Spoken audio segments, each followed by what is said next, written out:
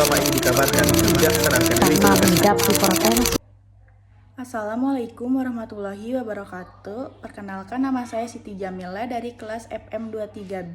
Di sini saya akan memberikan promosi kesehatan, pentingnya pencegahan dan pengendalian hipertensi sejak dini.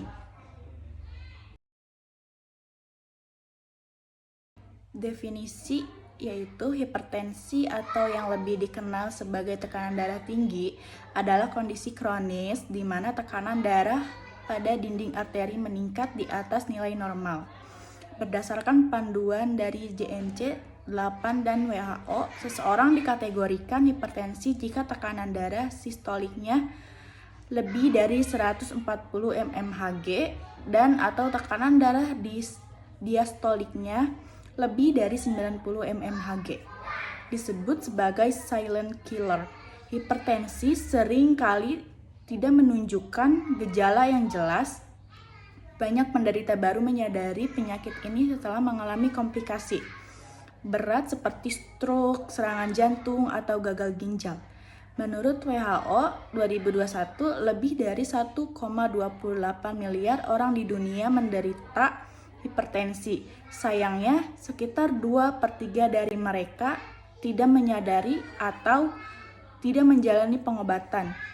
Di Indonesia, berdasarkan Riskesdas 2018, prevalensi hipertensi mencapai 34,1%, menjadikannya salah satu masalah kesehatan utama di masyarakat. Dampak hipertensi terhadap kesehatan. Hipertensi yang tidak tertangani dapat menimbulkan berbagai komplikasi serius, antara lain yaitu otak, meningkatkan risiko stroke iskemik dan hemoragik, menyebabkan penurunan daya ingat dan fungsi kognitif.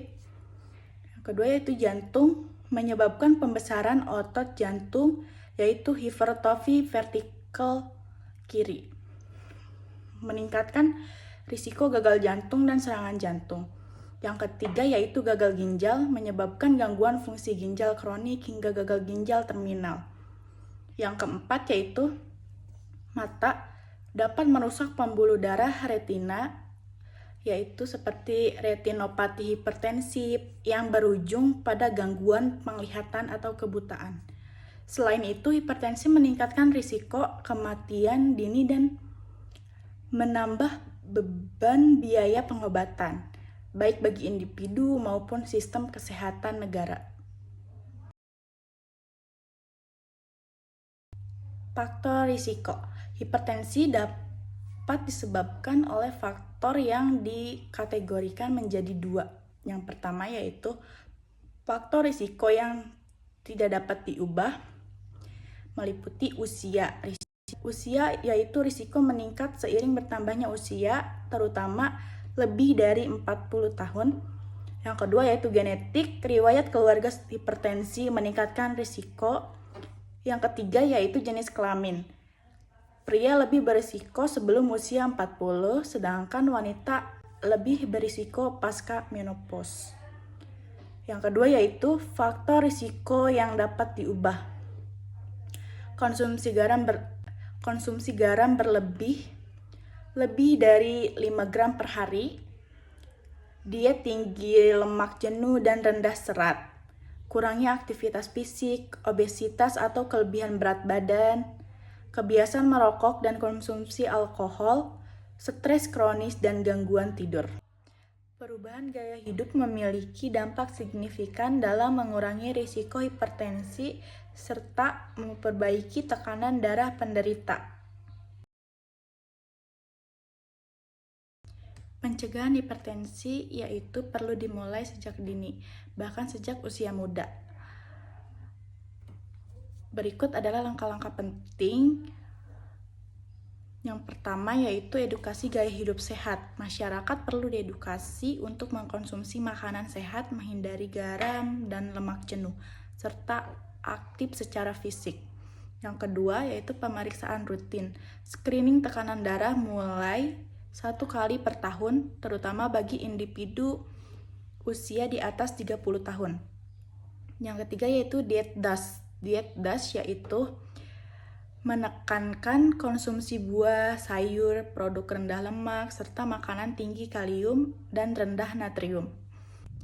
Yang keempat yaitu mengikuti kampanye cerdik Gerakan Nasional dari Kemenkes RI. C yaitu C kesehatan secara berkala, E yaitu enyahkan asap rokok, R yaitu rajin aktivitas fisik, D yaitu diet sehat dan seimbang, I yaitu istirahat cukup, K yaitu kelola stres. Yang kelima yaitu peran posyandu dan kader kesehatan. Kader sebagai ujung tombak promotif dan preventif perlu diberdayakan untuk edukasi dan deteksi dini hipertensi. Penata laksanaan hipertensi yaitu tujuan pengobatan hipertensi adalah untuk mengendalikan tekanan darah agar tetap di bawah 140/90 mmHg dan mencegah komplikasi. Yaitu penata laksanaan non farmakologi mengurangi konsumsi garam dan makanan olahan, berat badan ideal menurunkan berat badan 5-10%, terbukti menurunkan tekanan darah. Aktivitas fisik minimal 30 menit per hari atau 5 hari per minggu. Berhenti merokok dan minum alkohol, manajemen stres seperti mediasi, yoga, atau konseling psikologis, tidur cukup dan berkualitas minimal 6-8 jam per hari. Terapi farmakologisnya yaitu jika perubahan gaya hidup tidak cukup, terapi obat akan diberikan oleh dokter seperti ACE inhibitor, katrofil, lisinopril. Yang kedua yaitu angiotensin receptor blocker atau ARB seperti losartan.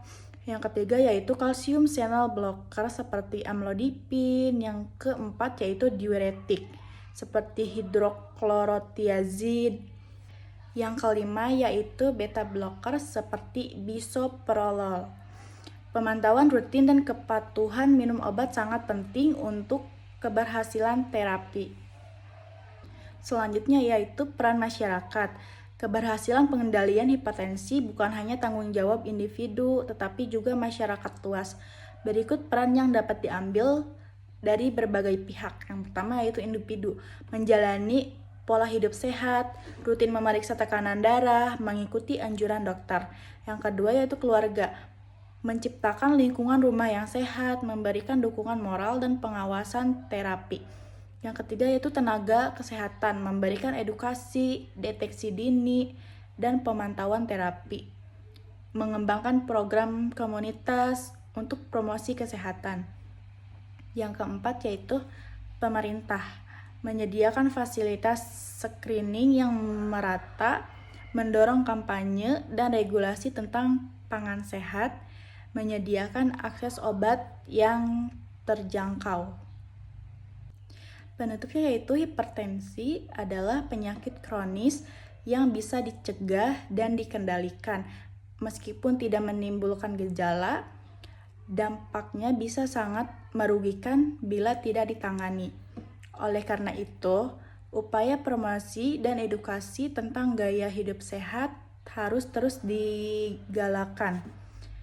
Dengan kesadaran dan tindakan kolektif, masyarakat Indonesia dapat bersama-sama menurunkan angka kejadian hipertensi, mengurangi beban biaya kesehatan, serta meningkatkan kualitas hidup secara menyeluruh. Berikut ini promosi kesehatan dari saya. Mohon maaf bila ada kekurangan. Wassalamualaikum warahmatullahi wabarakatuh.